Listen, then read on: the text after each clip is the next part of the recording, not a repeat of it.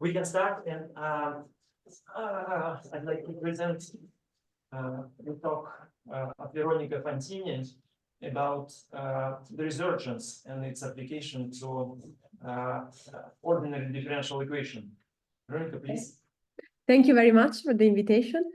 And so, yeah, today I will discuss some very somehow basics and introductory aspect of the theory of resurgence, using as example some ordinary differential equation with irregular singularities. And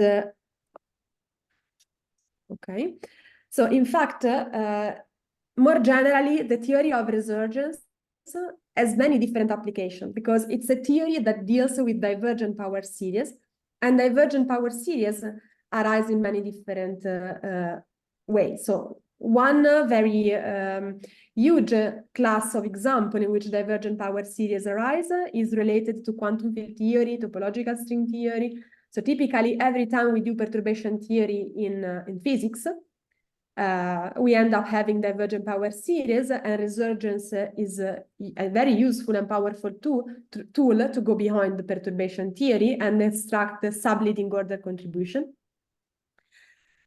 Originally, when it was introduced, one of the main area in which it was used was more in dynamical system, and in particular, again, to try to extract an analytic function out of a divergent power series.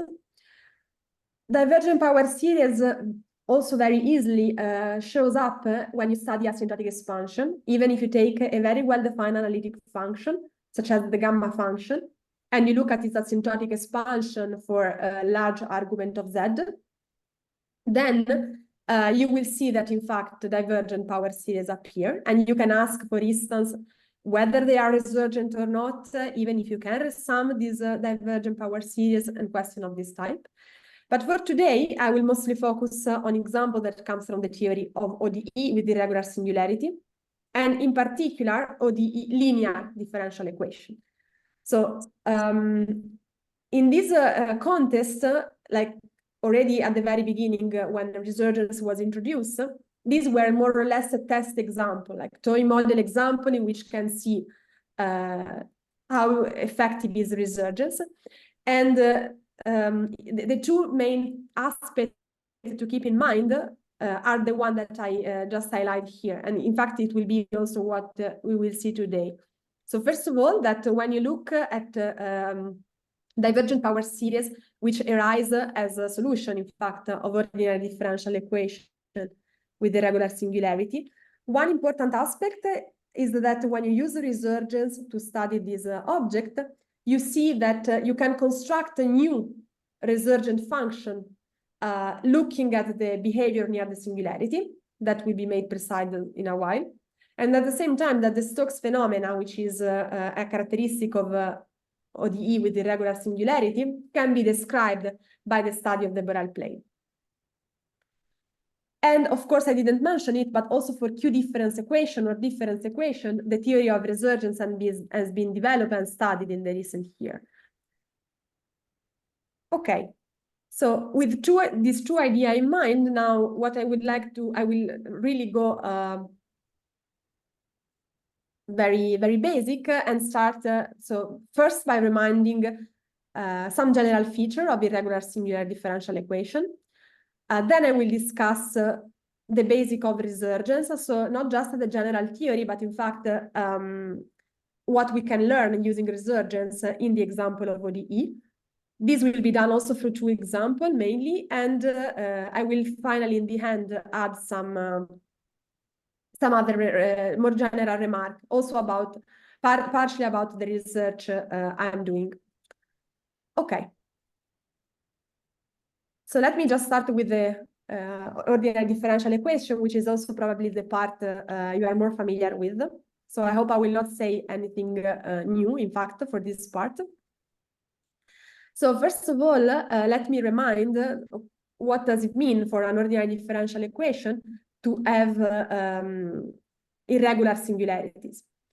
And in fact, first, let me mention what a regular singularity means. So given a homogeneous differential equation, for instance, of the following form, where you have this d derivative of the function y and this p are meromorphic function, then such equation has a regular singularity at the point z equal to a, if this polynomial, so the n minus j, has a pole of order at most j at a. So you have this kind of compensation between which essentially derivative in y you are taking with the order of pole you allow at the point P. If that's not the case, then this type of equation has an irregular singularity. And in fact, we can use the same definition also for non-homogeneous equation, just looking at the homogeneous part. So that's the definition, but let me just give some example. So here I just write this list where the first equation is first order, non-homogeneous, because of this one on Z, and this has an irregular singularity at infinity. So that's what you can check using the definition. The second equation is the so-called modified Bessel equation. In fact, is one of the family of modified Bessel equation with parameter m over n. And this one is second order, now homogeneous, and it has an irregular singularity at infinity as well. While equation number 3, instead, it's I'm right, it's a second order again. I'm choosing a different coordinate, and as well as like this lowercase letter. I will make precise it in a while. It still depends on these two parameters m and n, the same as above. And this one now has a regular singularity at both 0, 1, and infinity. Okay, now, if you look at this equation, I'm telling you which type of singularity they have, but maybe it's not so clear just by looking at them what distinguish like equation number 2 with equation number 3. So what really is the difference between having regular and irregular singularity? If there is a way you can detect which is the case, which one is the case, maybe without using the definition itself. And in fact, one of the, just to give an overview, some of the main difference between regular and irregular singularity are the following. So first of all, that if you have at the level of formal solution, so if you try to solve this equation formally, if you have an irregular singularity, so you take a formal power series expansion at that point, you will find a divergent power series solution opposite to the convergent power series solution that instead you will find in the regular singular case. Moreover, if you have an irregular singularity, then not only the solution is divergent, but it also have this phenomena called Stokes phenomena. So it's not just about the way the solution behave when you look at a formal solution at different point, but it has some extra information, which is encoded in the Stokes matrix, as I will describe in a while. And these two aspects, so being divergent and the Stokes phenomena, is precisely what will be relevant. And Can I ask you a question? Yes. So, but if equation has irregular singularity, that of course the general solution is divergent, but it could be some partial solution perfectly convergent. Yes, in fact, and there is a way to extract the partial solution. I mean, resumming the divergent solution, one in fact will be able to build the analytic one, so the perfect convergent one. But they will be convergent like in separate sector, and the way different solutions talk to each other is precisely what the Stokes phenomena will capture.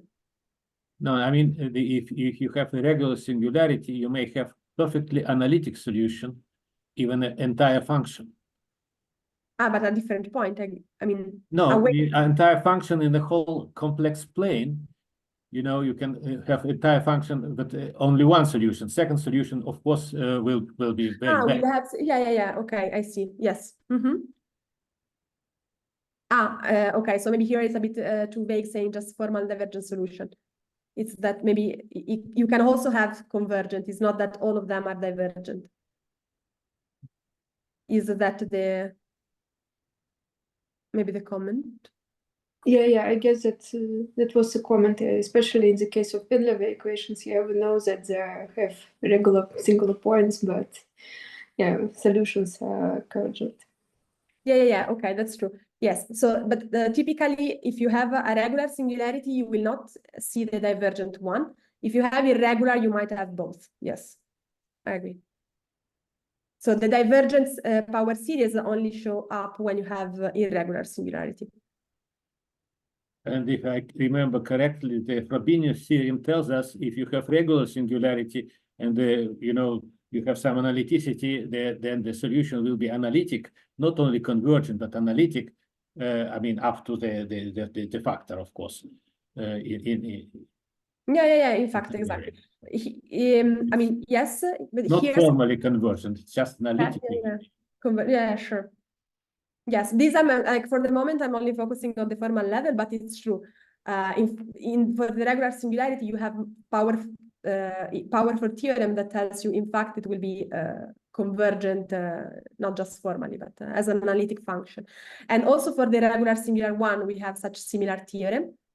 So the point is that the divergence will appear when you look at asymptotic expansion again. Or like this divergence will be encoded in the asymptotic expansion of the solution, but is not prevented the fact that you have still an analytic solution, which can be obtained by resumming the formal series.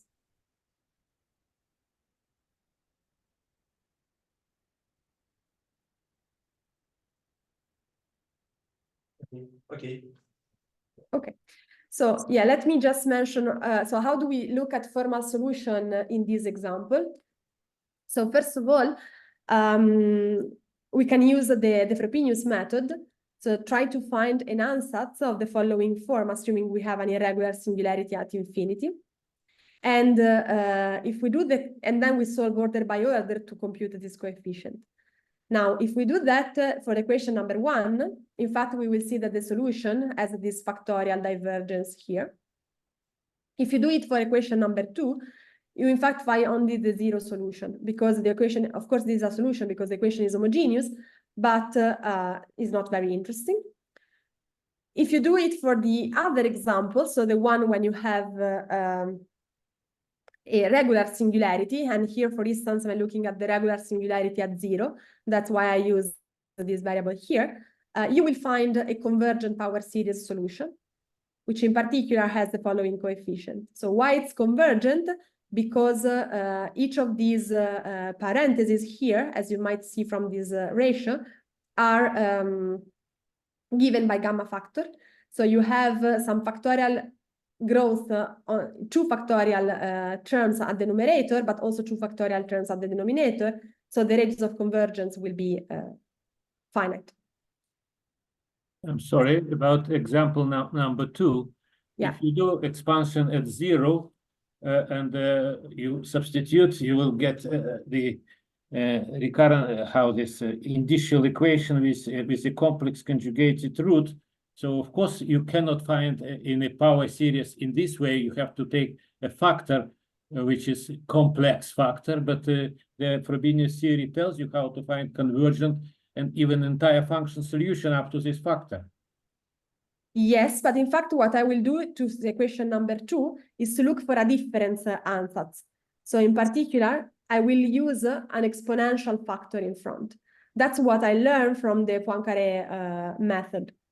So at infinity, again, when I have the singularity, I can look for solution of the following form in which I add an exponential factor. And if I do that, for example, number 2, now what I find is, again, a series which is factorially divergent, because now I don't have enough factorial at the denominator, so I only have 2, and but I have at least something non-zero. And of course, this is up to a factor. So here I'm like fixing like choosing a normalization somehow for my solution, which is the 0 term, the 0 coefficient of this series. No, I was talking about a regular singularity at 0, a different expansion. Okay. Yes. So for equation number 2, okay, yeah, if I look at this, if I take the solution at 0, yes, I would find something non-zero, but with a complex factor, I agree. I mean, we can always, I guess, change. It's just, I think the factor in front is only a matter of normalization, I would guess, for the constants every time we have these with this homogeneous equation. I mean, even for the second one, I'm choosing 1, but sorry, not in fact 1. This will be some ratio of gamma factor, but you always have some freedom. And then once you pick 1, of course, you get you can have the recursive equation for the coefficient, and you might determine them in this form.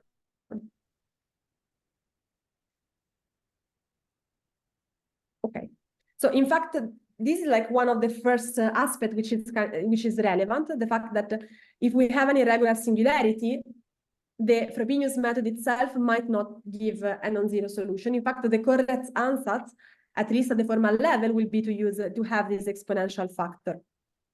And in particular, this exponential factor is what characterizes also the asymptotic behavior of your solution. Because you should really think of this exponential as what gives you have the divergent solution, but the exponential characterizes a sector in which the solution will be dominant. And in fact, you have also, here I'm just writing lambda generic, but there is a way to pick somehow the correct lambda, which produce a non-trivial solution. And this again is something that goes back to Poincaré. And the way is the following. So for instance, if you have an equation of the following form, in which you have a polynomial of degree d in the derivative, and then another bunch of polynomial here with degree up to d minus 1, corrected by this 1 on z factor, and some holomorphic function with this 1 over z square in front. So this type of equation are example of what Écalle called level 1 equation, also known as Poincaré rank 1 equation. In this setup, so the solution, you can look for solution of the following form, where lambda is a root of the polynomial p, and also alpha is prescribed, is the ratio of the first polynomial here, so the 1 in front of 1 on z, divided by p prime and evaluated at lambda. So a priori you have different alpha for each choice of lambda. More general, if you, in the paper of Poincaré, you can also have different exponential behavior and different recipes somehow to compute the good lambda and the good alpha, according to the type of equation you are studying. But for simplicity, I will only focus on example of equation of this form. Okay, so we have a recipe to compute this formal power series solution. And now what is important is that, in fact, if the polynomial p has only distinct zeros, a frame of solution can be computed in this way, because for each lambda root of p, I will have one of these formal solution.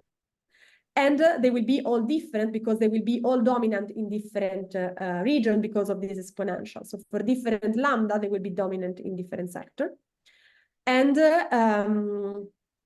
moreover, if in fact we can extract an analytic solution, or like if we are able to compute the analytic solution behind the formal one, the asymptotic expansion of this solution will be in a certain sector characterized by the formal solution phi tilde lambda. So for each lambda, you will have a region in which the solution phi lambda is asymptotic to the phi tilde lambda, which is the divergent one. And the fact that you have all these different functions is what in fact gives rise to the Stokes phenomena. So the idea is really that you can build different functions which have a dominant asymptotic behavior in different sectors at infinity. And the way you can relate the two, you would compare the two analytic functions across what is called the Stokes ray, will be precisely encoded by some number, S, the Stokes constant. And the way you should interpret this equality is really before and after the ray. So these capital phi are both analytic solution, whose asymptotic expansion is dominated by some exponential factor, different in the two sectors, so dominant to different sectors, but in fact there is a way to relate the two analytic function prescribed by this matrix. And this will be also what resurgence would be able to capture for us. So in particular, resurgence will be able to compute this number S. Okay, so just to recap, what I discussed so far is that we have, this difference somehow between regular and irregular. What is important for regular ODE is that we might find formal divergent solution using the Poincaré method. This would give, in fact, a frame of formal solution. And we will see the Stokes phenomena encoded in the fact that we have this exponential term. And now let's see how resurgent can help us in studying this type of function. Okay, so as I said, we have something formal. Resurgence work with formal power series solution. And it's the theory that was introduced by Jean Écalle in the 80s. So the formalism of resurgence, in fact, is very rich and somehow even can be also highly complicated. But for the purpose of this talk, I will keep it like the most basic as I can. And so you should think of resurgence as a theory that, given as an input a formal power series, which is the resurgent, produce what we call the resurgence structure, which is the set of the following data. So we have a bunch of numbers called the position of the singularity. These are, in fact, points in the complex plane, which will be the Borel plane. For each of these singularity, you have a Stokes constant, so a complex number, typically, and also a formal power series, a convergent power series. How do we compute this number out of a resurgent series? We have to combine the two ingredients. So the first one is looking at the Borel transform, as I was mentioning once a while ago. We have to deal with divergent power series. The first thing we can do is, in fact, remove, in a certain sense, the divergence. So what is the Borel transform? The Borel transform is a formal map which transform defined on monomial. So you map, here I'm using the convention at infinity, so z minus n minus 1, to this monomial zeta to the n divided by n factorial.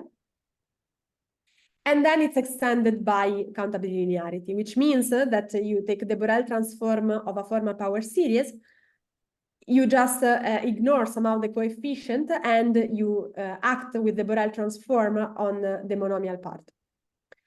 And in particular, constant term of the exponential of this series are, by definition, called the delta. So this delta is important because it's a convolution unit,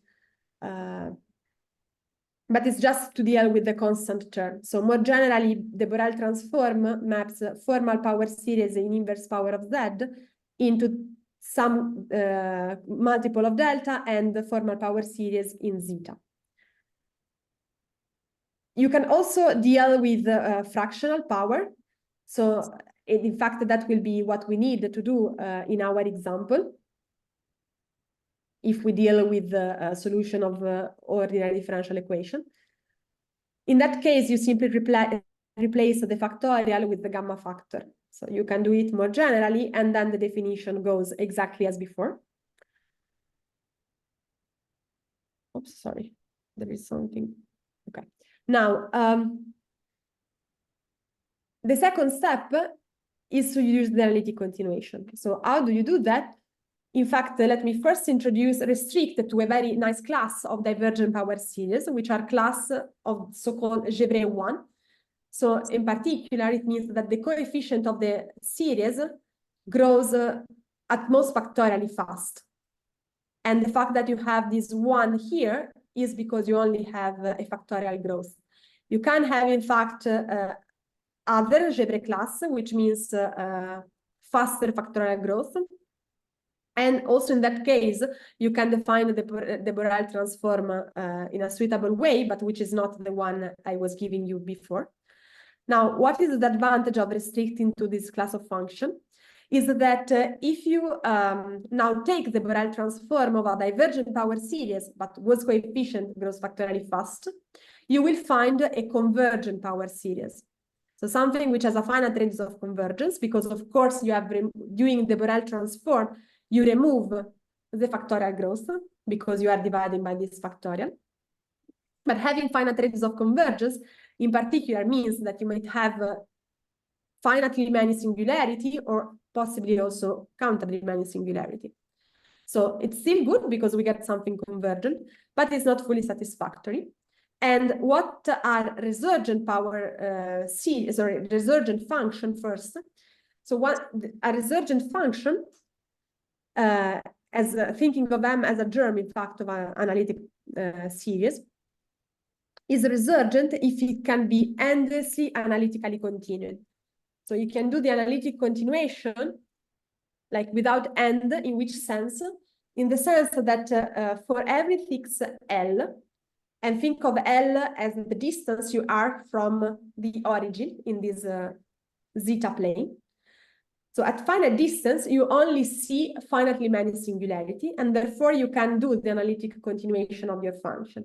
More precisely, at finite distance, there is a set which I call omega L, the set of singularity, and your germ can be continued along any path of length less than L, which starts from the origin and avoid this finite set. So what does it mean?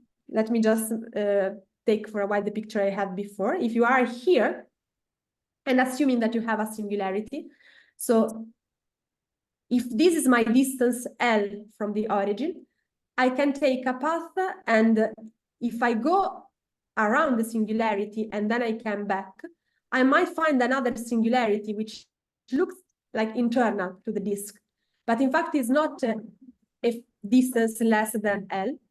Every time you go around a singularity, in particular if that's a branch point, and you see new singularity, you should think of them as living on a different sheet of a possibly very complicated Riemann surface that describes the analytic continuation of your function. So when doing this procedure of endlessly continuation, in fact, you might end up building a very complicated Riemann surface, because every time you see a singularity and you go a little bit around, you might find a new singularity and possibly even countably many singularity, but they will all be at different sheets somehow of the Riemann surface we are trying to build. So the structure can be really highly complicated. And here's just a matter of notation. So before I was discussing in the first definition, analytic function in the variable zeta, but sometimes the input, in fact, more often the input is a series in the z variable. In that case, we say that this is resurgent if its Borel transform is a resurgent function. So the Borel transform gives us a germ, and then the germ, and that makes sense to discuss about endlessly continuation for a germ, not for a divergent power series itself. Okay, so let me now mention two examples, just to give you an idea of something, of a resurgent function and a non-resurgent function. So in particular, we will see that both functions are the Gevrey 1.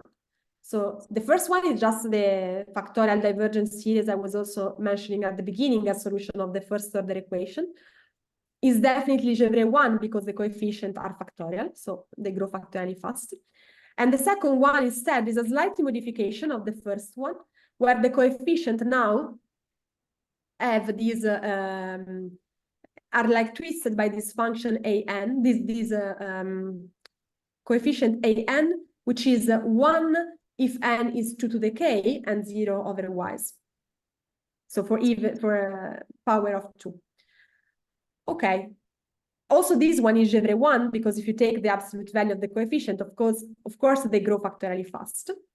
But as we will see, is not an example of resurgent series. So let's first see why the first one is in fact a resurgent. Oops, sorry. Okay, so let's start with this power series. As I said, if we want to understand if it's a resurgent or not, we have to take the Borel transform.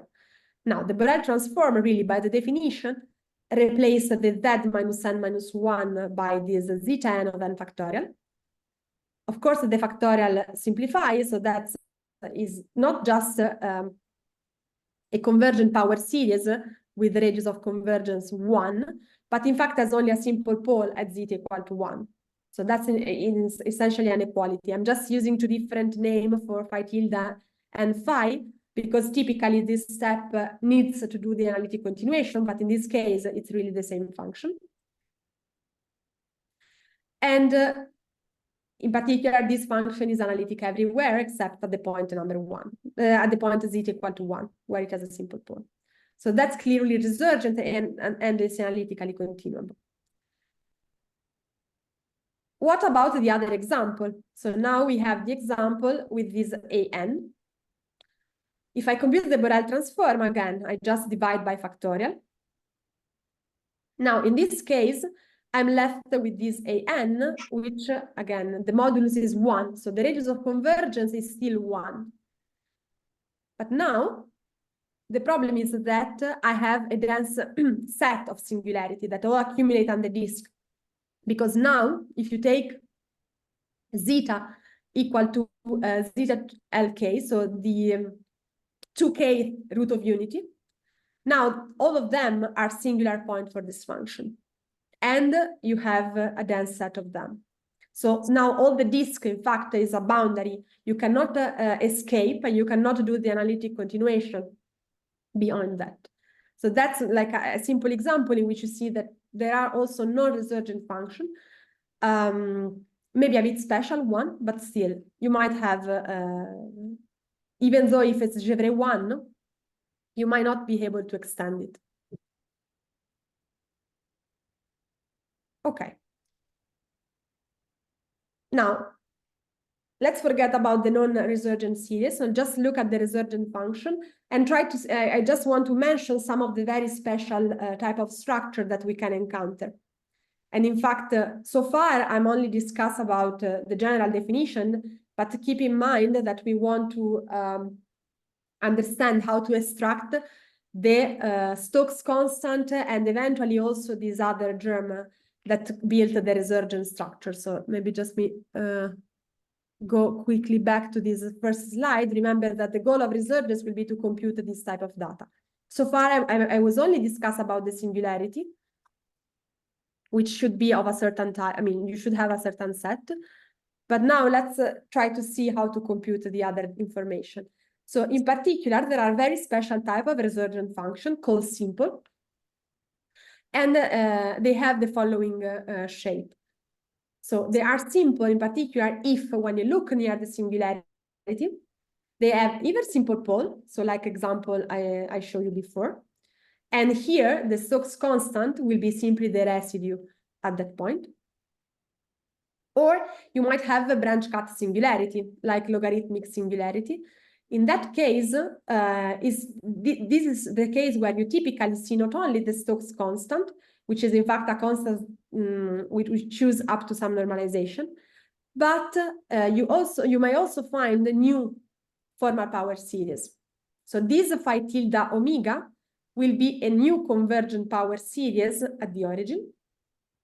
And why I'm saying new, in fact, I mean, I'm saying new because it might be new, but that's not only, sometimes these power series that you find attached to the log are in fact of the same type of phi. So you can also see the same function itself.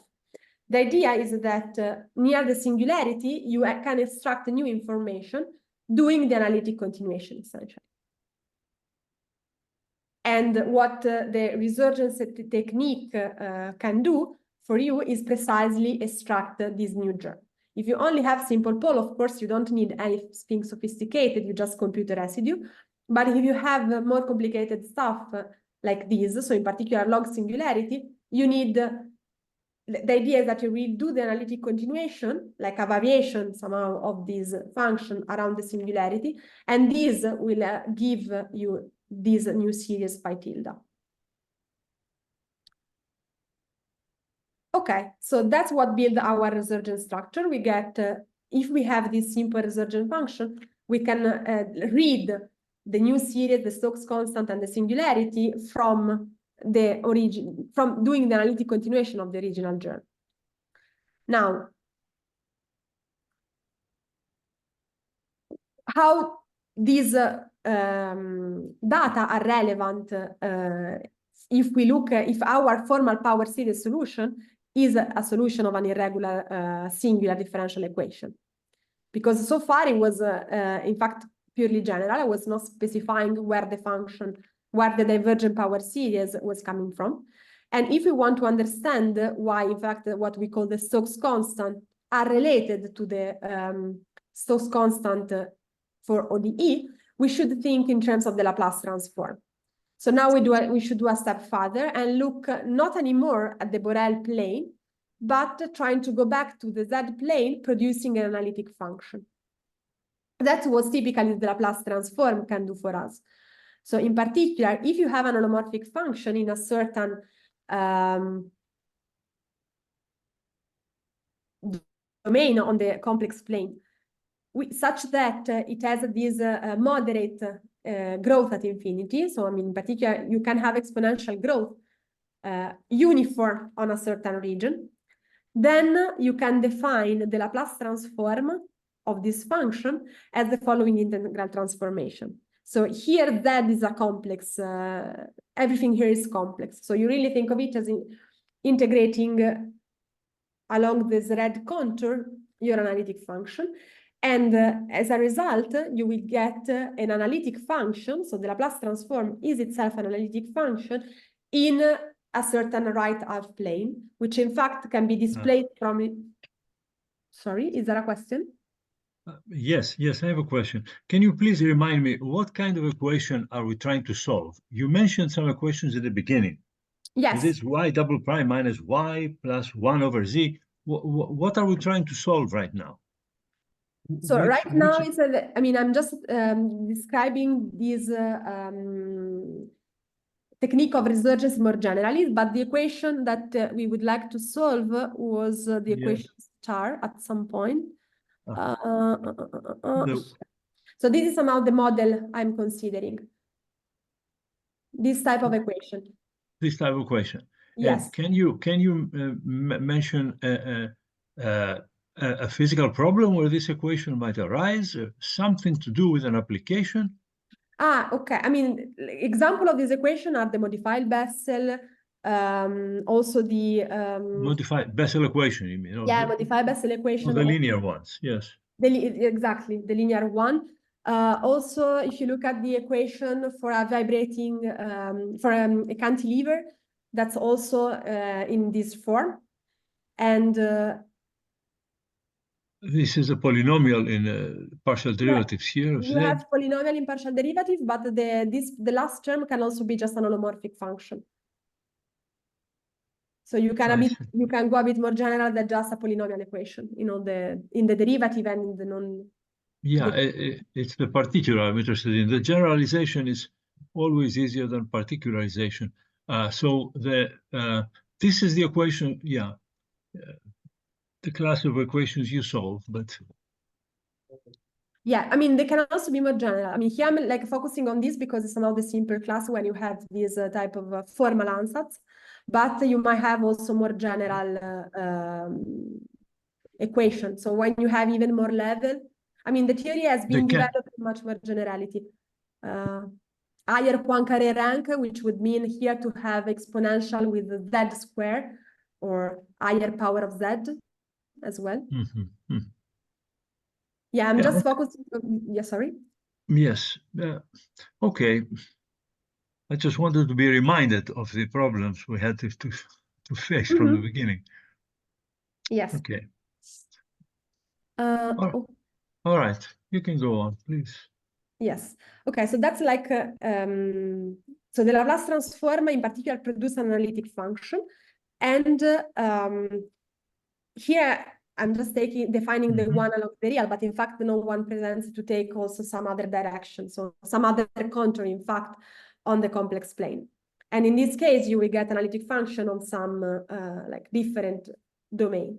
So how can we see that, in fact, using the Laplace transform, we can understand the Stokes phenomena and see that the Stokes constant we compute through the analytic continuation in the Borel plane would correspond to the Stokes constant we compute in the usual sense when we deal with ODE. And to explain that, let me go through the example. So let's go back to the original example when we have just the factorial power series behavior. So I already discussed, you take the Borel transform, you resum the series, and you get something like you get this meromorphic function with a simple pole at 1. So I cannot take the Laplace transform along the real because I will eat the singularity and this function is not holomorphic. But I can do it with respect, for instance, to this ray. So if I take the Laplace transform in the direction theta, with theta is the angle here, then I will get an analytic function, this capital phi, analytic in all the half plane. And no one prevents me to take a different direction. So I was doing this, but why not taking the Laplace transform with another angle, theta? In this case, you will have an analytic function on a different half plane.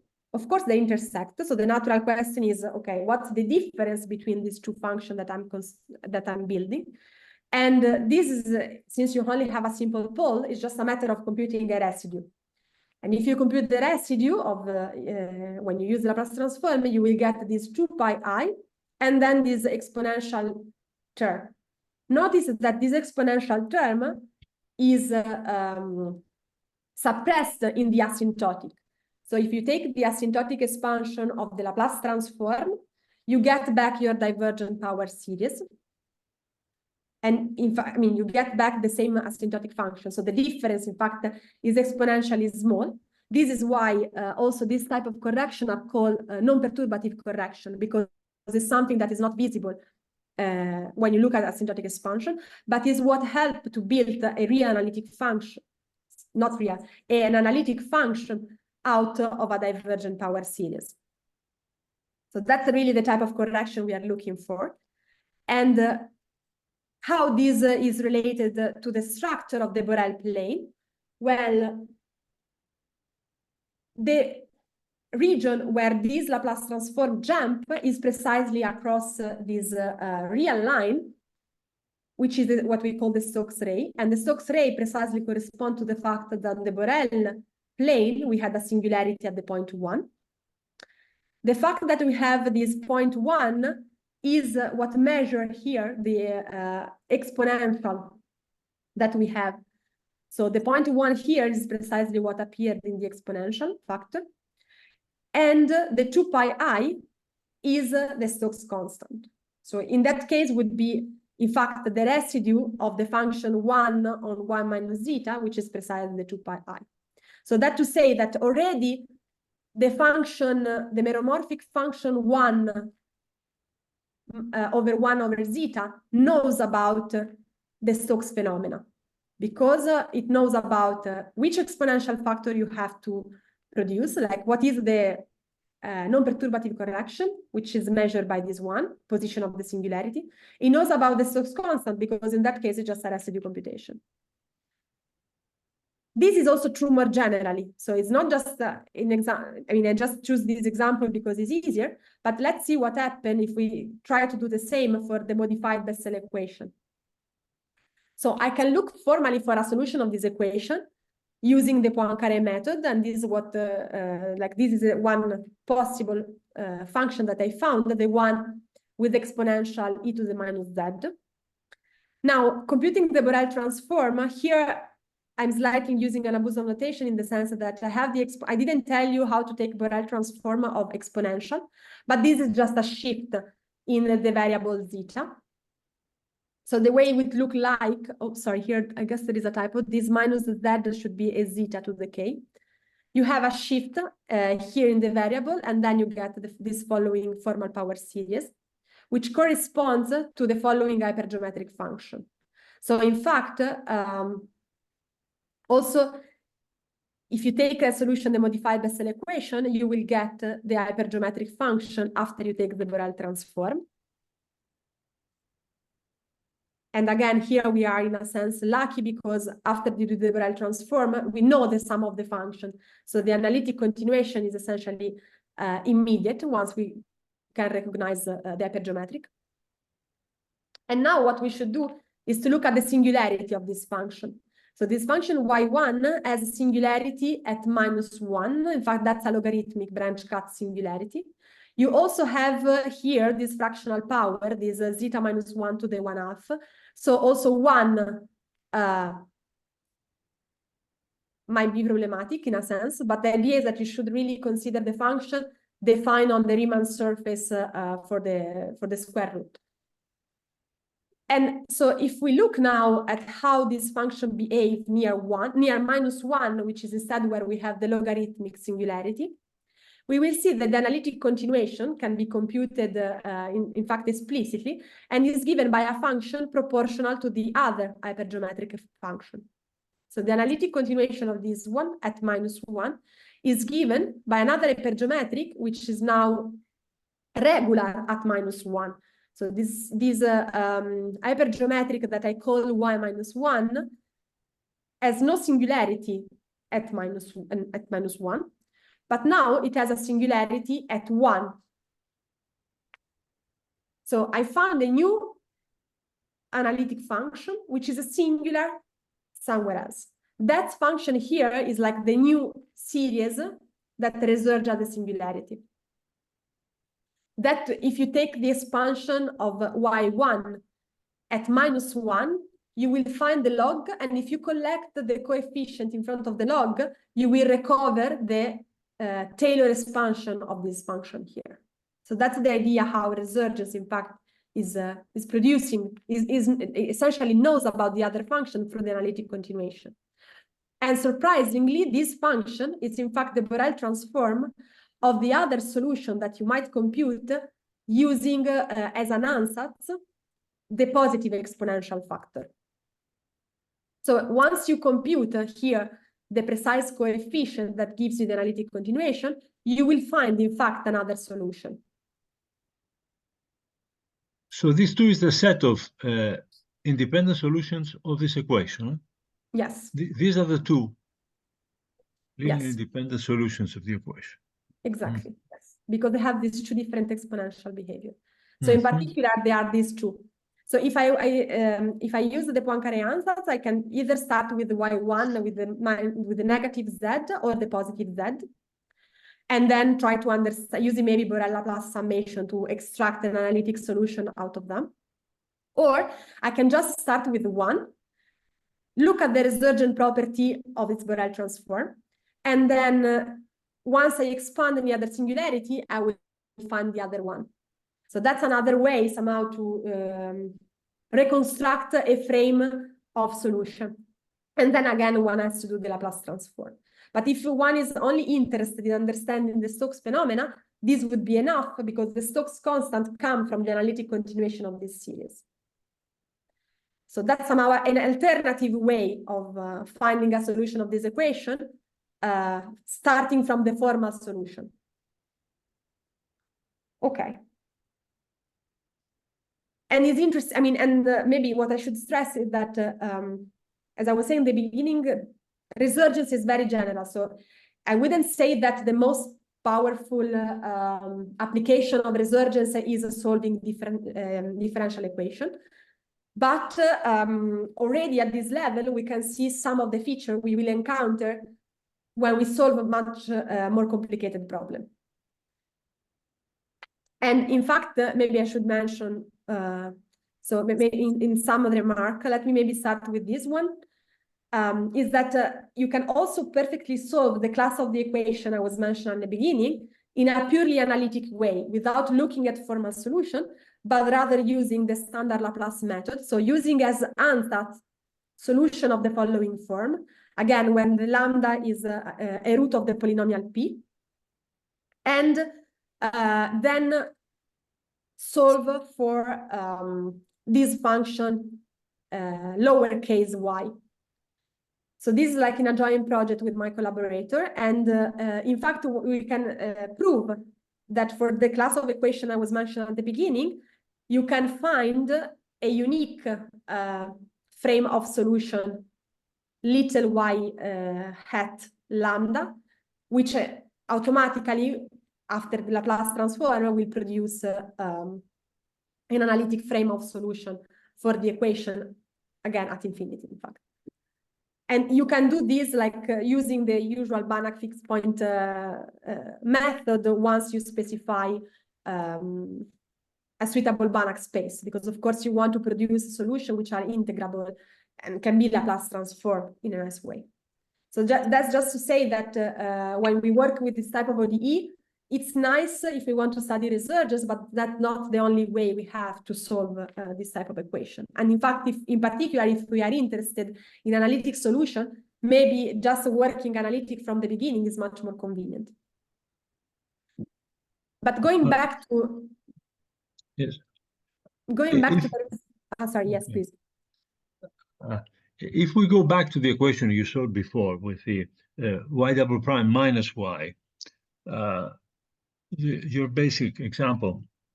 No, the number, you showed it. Yeah, here. In example number 2, what will happen if I change the minus into a plus? In the first case, you have all solutions expressed in terms of exponentials. If I change this minus to a plus, would they be trigonometric? With the bit, no, I think it would be exactly, What? no, I think it would be still divergent. It's just like we are rotating somehow. So instead of having the Stokes line at, sorry, instead of having solutions which are exponentially decay at the positive real or at the negative real, we will have them at the imaginary. But I would expect that the other part kind of stays the same. Maybe we should, yes. They would go towards the imaginary axis. Yeah. Exactly, yes. They will be. I think it will, yeah, because what this part control is really the exponential decay. So of course everything will be rotated, but I would not expect other behavior. So the analysis would remain the same.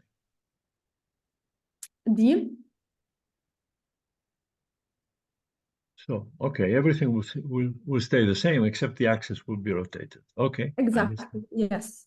Yes. Okay, fine. I mean, I'm not sure about it. I guess the coefficient might change a bit, but yeah, the axis definitely will be rotated. Thank you.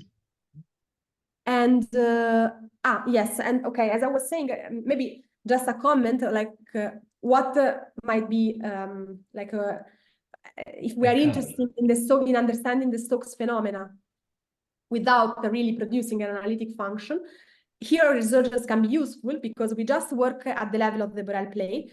So we translate the problem of understanding how to analytic solution behave across array in understanding the analytic continuation of the germ of analytic function. And if we have, if we know, as in the case of Gauss hypergeometric, how the analytic continuation is done, then we can use this result. We can rely on this result from the theory of regular singular equation to understand the Stokes phenomena for irregular singular equation. Because a general feature, in fact, of the Borel transform is that it turns irregular, I mean, here I'm saying irregular singular differential equation to regular singular. This is, I mean, a bit philosophically. The point is, in fact, that it maps irregular singular ODE into integral equation. And if then we take derivative of the integral equation to make it back an ODE, we will have a regular singular ODE because we are suppressing this factorial growth. That's in fact what happened for the Bessel equation and what relates to the hypergeometric one. And in fact, it was not the, maybe let me go back here, like these two solutions that I'm writing here as hypergeometric equation are in fact a solution of example number 3, and I will tell you in a moment why.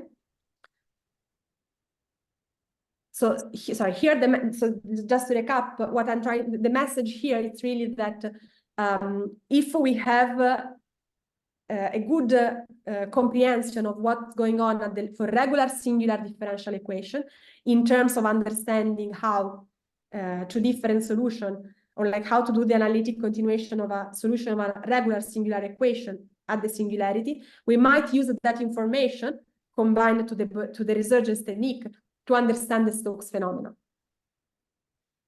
of irregular singular differential equation. And the last remark I want to make, it's more in terms of another class of interesting example, which can arise as solution of, again, irregular singular ODE. So sometimes what we call thimble integral, in particular a function of the following form, in which you have this exponential with a function f, and some one form, and you might ask which differential equation is satisfied by this type of function. In that case, what is interesting is that the asymptotic of this function is typically divergent, and so you can again use the resurgence technique to understand, to compute the Stokes constant, the position of the singularity, and so on and so forth. But the interesting point is that for this type of example, the Stokes constant are in fact a geometric interpretation in terms of how this contour of integration intersect for different argument of Z. These contours are what I call thimble integral, or also steepest descent contour for the function f. So you have this very nice geometric interpretation, and another way to compute Stokes constant, which relies on the so-called Picard-Lefschetz formula for such an example. So for instance, you might know that a way to express a solution of the modified Bessel equation is precisely through function of this form. And moreover, if you study the asymptotic of this function, and then you not only look at the at the resurgence structure, but you also take the Borel transform, this computes back the same integral. So you also have a way to check that how Borel summability is effective for this class of example. Okay. And so to conclude, let me just again recap. Here I just point out the two type of equation that we have: the irregular singular one, the modified Bessel, which pairs in a sense with this hypergeometric equation. So it was not a chance that I choose these two examples, because you can go from one to the other, morally using Borel Laplace. Which Laplace transform? In fact, if you really want to do it properly, you have to choose the Laplace transform with base point at 1 and -1. And in particular, if you compute the Borel transform of the modified Bessel, now the correct variable for expressing the hypergeometrics is in one case zeta1, which will produce the solution y1 I was showing you before, and in the other variable zeta2 you will find another solution. So in fact, the coefficient of the two hypergeometric were exactly the same, but expressed into different variables. And that is because you are choosing, that somehow are reminiscent of the fact that the two exponential factors were +1 and -1. So that's somehow how, from one differential equation, if you take Borel transform in different point or in different coordinate, you will reconstruct the solution of this function, of this ODE. And yes, so that's the end of my talk. Thank you very much for the attention. Very good. Yeah, thank you very much. Are there any other questions? I seem to be the only one to ask questions. But I would like to ask you, what if I make problems of elasticity, we have sometimes higher order derivatives. So it could be that I have a y dub to the fourth derivative plus a y. Now, this is, I'm talking about the imaginary case, the oscillator. So if I, not third, fourth order, y double prime, yeah, y to the, can that be extended? You said your approach can also be generalized. Yes, yes. I mean, you're. I mean, here instead of this polynomial, you have a degree 4 polynomial, right? Yes, I have a y to the fourth derivative, let's say. Yes, yes. Then you look at the root of okay. What is important is typically to express the equation in the prepared form, so in the form of my equation star. So once you have that, what is it, star? Okay. Yes. Here, okay. So if you have an equation of this form, then the polynomial part, no matter which degree, will tells you which exponential factor you will have. Of course, they might be complex, so you might have different. Yes. If you have simple root, you will get your four distinct point, and then for each one of that, you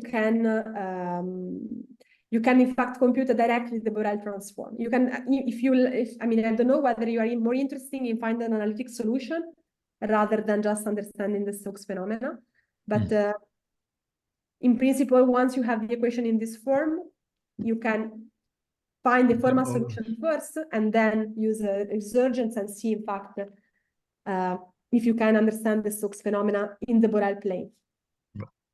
Or a d-degree polynomial. I see. Okay. So yeah, so the degree generalized. The important thing somehow is again the Poincaré rank of the singularity, because that will tell you whether here you only have to use exponential lambda z, not z squared, z cube, and so on, or maybe z to the power 1/2. So it's good to know. I mean, once you have the equation in the form star, if the polynomial q below, like follow this rule, then you know that the solution is of this form. If the polynomial q are of different degree combined with the power of z and so on and so forth, you might have to change the answer. But this already in the paper by Poincaré was discussed. So what is the good answer according to which type of equation you have?